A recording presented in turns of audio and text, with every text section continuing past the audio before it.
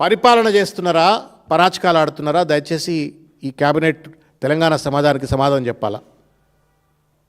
దోపిడీ కోసం పారదర్శకమైనట్టుగా ప్రభుత్వం అని చెప్పని విచ్చలవిడి దోపిడీ కోసమే మీరు గద్దెనెక్కి కూర్చున్నారా, గద్దెల లెక్క అని చెప్పని ఇవాళ మేము ప్రశ్నిస్తూ ఉన్నాం. ఏది అవినీతేనా?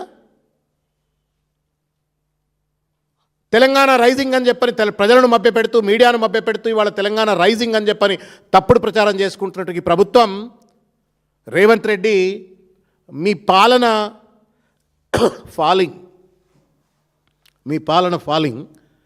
కేసీఆర్కు ఉన్నటువంటి ఒక ఫాలోయింగ్, అడ్మిరేషన్ రైజింగ్. మీ పాలన ఫాలింగ్ డౌన్, కేసీఆర్ పట్ల ఉన్నటువంటి ఒక ప్రేమ, అభిమానం ఇవాళ వారికి ఉన్నటువంటి ఒక ఫాలోయింగ్ మళ్ళీ రైజింగ్ అవుతూ ఉంది. దయచేసి మేము విజ్ఞప్తి చేస్తూ ఉన్నాం, ఈ చిల్లర మల్లర వేషాలు బంద్ చేయండి. ప్రభుత్వంలో ఉన్న పెద్దలందరూ మీరేం గుత్తేదారులు కాదు, మీ ఇష్టం వచ్చినట్టు చలామణి చేయండి అని చెప్పని ప్రజలేం మీకు రాసియలా.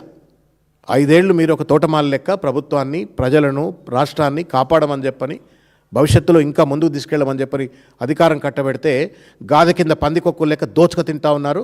ఎక్కడ కమిషన్లు, ఎక్కడ టెండర్లు, స్కామ్లు, ఎక్కడ భూ స్కామ్లు, రియల్ ఎస్టేట్ దందాలు. అసలు పరిపాలనపై పట్టుందా? అసలు పరిపాలన చేస్తుందా మీకు? తుగ్లక్గాళ్ళ రాజ్యం ఉన్నది ఇది.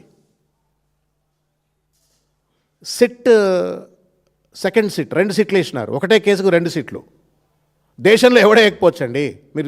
మీరు కొంచెం రీసెర్చ్ చేయరన్నా. మీరు కొంచెం బాగా రాకేష్ గారు, మీరంతా శ్రీనివాస్ గారు, మీరంతా బ్రిలియంట్ జర్నలిస్టులు కదా, కొంచెం రీసెర్చ్ చేయరు. దేశంలో ఎక్కడన్నా ఒక అంశం పట్ల, ఒక కేసు పట్ల, ఒక ఎలిగేషన్ పట్ల 2 సిట్స్ హ్యావ్ బీన్ ఫార్మ్డ్ అని ఉంటే చూపెట్టరు నాకు. మళ్ళీ కొండంత రాగం తీసి ఏదో కొండంత వెల్కన్ పట్టినట్టుగా 2 ఏళ్ళు అయిపోయింది, ఇంతవరకు ఏంది కథ అంటే ఏం లేదు. ఉట్టి బదనాం చేయడానికి, బట్టగాల్చి మీద వేయడానికి, కేసీఆర్ను, టీఆర్ఎస్ను, హరీష్ రావు గారిని బదనాం చేయడం కోసం కేసులను అడ్డం పెట్టుకునే ప్రయత్నం చేస్తూ ఉన్నారు. ఇది ఇట్లుంటే second SIT formation is not in the knowledge of the chief minister. ముఖ్యమంత్రి తెలవకుండా హోంమంత్రి ఆయన దగ్గరే ఉంటుంది, ఆయనకు తెలవకుండా సిట్ వేసిండ్రు అని చెప్పని పేపర్లో వార్తలు వచ్చినాయి కదా. మీరు చెప్పురి, మరి ఆయన ముఖ్యమంత్రిగా పరిపాలన చేస్తున్నాడా, లేకపోతే పరాచకాలు ఆడుతున్నారా? పొద్దున్న లేస్తే కమాండ్ కంట్రోల్ సెంటర్లో కూర్చుంటాడు. ఆమె రైట్ అన్నా? కూర్చుంటాడు కదా. మరి కమాండ్ కంట్రోల్ సెంటర్లో కూర్చున్నాడు, అక్కడ కూర్చున్న ఆఫీసర్లను ఇంకెవడేస్తున్నాడు మరి సిట్ చెప్పురి? Who is running this government? Is police intelligence department running this government, or chief minister running this government, or the cabinet running this government? ఎవడు రన్ చెప్తాడు? సిట్ ఫార్మేషన్ ముఖ్యమంత్రికి తెలియదట. ఇలా జోక్ చూడ్రి. అలా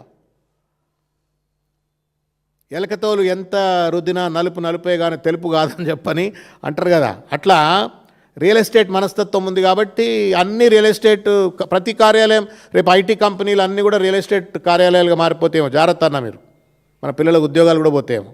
టీ హబ్ రేవంత్ రెడ్డి, కేటీఆర్ గారు ఒక మహోన్నతమైన ఆలోచనతోటి ప్రపంచానికే ఒక ఆదర్శంగా ఉండాలని చెప్పని, అదొక ఇంక్యుబేషన్ సెంటర్గా మారాలని చెప్పని, యూత్ను, ఔత్సాహిక వ్యాపారవేత్తలు ఎవరైనా దే బికమ్ ఎంటర్ప్రెన్యూర్స్ అనుకున్నటువంటి వాళ్లకు అన్ని రకాల సహాయ సహకారాలు ఉండాలని చెప్పని ఒక ఇంక్యుబేషన్ సెంటర్ మాదిరిగా, ఒక ఎంటర్ప్రెన్యూర్షిప్ హబ్, ప్రమోషన్ హబ్ మాదిరిగా టీ హబ్ పెట్టి దాంట్లో అక్కడికి వెళ్ళి మిసైళ్ళ తయారీ, రాకెట్ల తయారీ కూడా అవుతున్నట్టుగా మనం చూసినాం. మనం దాన్ని అదేంది రిజిస్ట్రేషన్ ఆఫీస్ కదనా, రిజిస్ట్రేషన్ ఆఫీస్, రియల్ ఎస్టేట్ ప్లాట్లు అమ్మేటోళ్ళు కొనేటోళ్ళు కాబట్టి మంచి అద్దాల బంగ్లా కావాలనుకునేమో పెద్ద మనిషికి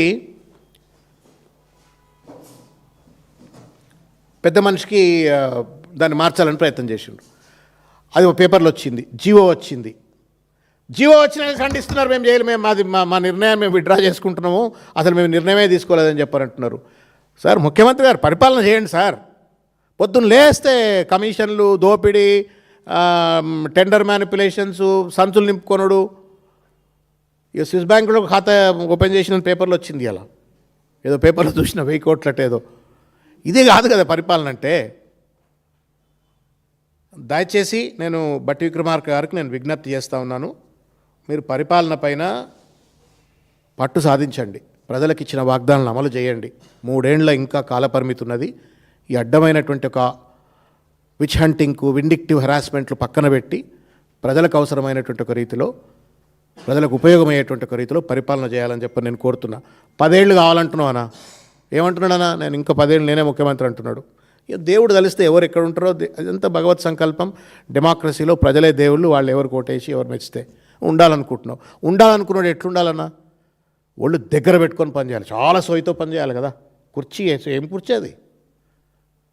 ఆ కుర్చీ మీద కూర్చున్నోడికి చాలా ఒంట్ల వెన్నుపూసల బలం ఉండాలా, నరాన ఒక కాన్సన్ట్రేషన్ ఉండి పనిచేయాలా. ఇష్టం వచ్చినట్టు దోపిడీ కోసమే పనిచేసి ప్రజాపాలన, పబ్లిక్ పాలసీ, ఒక్క పాలసీ వచ్చిందా అన్న ఈ 2 yearsలో?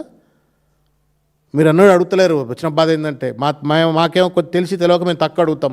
అన్ని తెలిసిన జర్నలిస్టులు మీరు అడుగుతలేరు. One public policy on any department has it come today?